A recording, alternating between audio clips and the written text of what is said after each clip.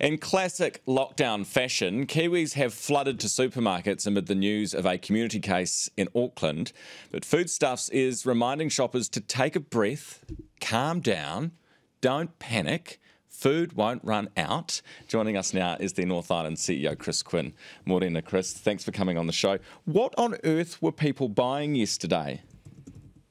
Kia ora and Morena. So look, I think old habits die hard. The targeted things yesterday were the favourites: the toilet papers, the flours, the sugars, the pastas, all of those things. So we saw an evening with about 50% increased demand. And as you were just saying, we just remind people the best way we know how to work through this thing together is just shop normally, get the things you need for the next few days, send one person, please scan in, and wear a mask. And if we do all of those things, then we'll be able to get through this thing as quickly as possible together.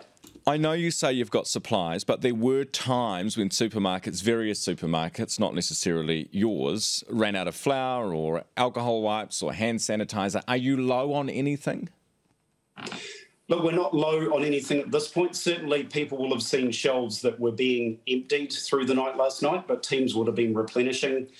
We've got a big day on today for our team in our warehouses, that are integrated with our stores and in the stores to make sure we get them full again and get them open. As has been talked about a lot in news, the global freight and supply chain has been more stressed in the year since this happened to us last time. And we are holding more stock in New Zealand than we have before because we've always tried to be prepared for this. If people will just shop normally, send one person along and get the things you need for the next few days, we'll be able to make it work and we'll have something of everything for everybody. Right, so we actually have more stock now than we did before the previous or the first lockdowns in preparation of this kind of thing happening. That is good to know.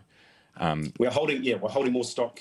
Brilliant. Yeah. Chris, what about your workers, your staff? Because one of the things with essential workers last time round is that schools were able to care for the children of essential workers. This time round, at least in the foreseeable, that's not the case. Does that mean that some of your staff are having to stay home to look after kids? And if so, how are you dealing with that? Yeah, so there's definitely a whole lot of those issues we're aware of from last time. People who have childcare duties, vulnerable workers, all of those things. So starting from late yesterday afternoon when we got the advice this was coming, all of those processes have started to be put in place.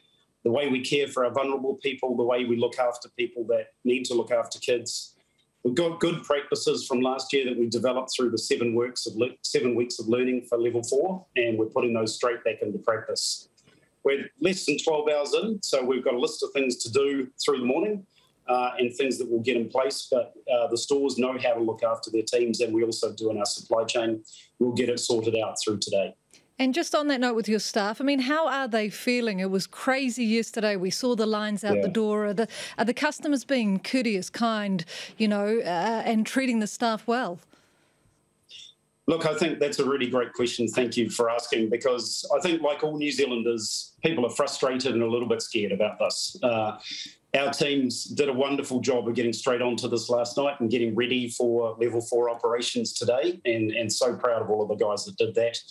What we've now got to do is make sure we pay attention to the first thing that matters, which is safety of those people and of all the customers in our stores.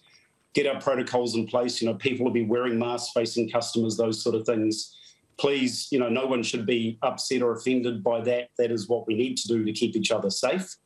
And then we need to start looking at how we make sure we look after people. This could go on for a little while, and make sure that we just ask people, look, just show each other some respect like New Zealanders can really do. And if we do that, then we'll get the job done. All right, Chris, thank you very much for joining us this morning and for that update on our supermarkets. That is Foodstuffs North Island CEO Chris Quinn with us this morning on the AM show.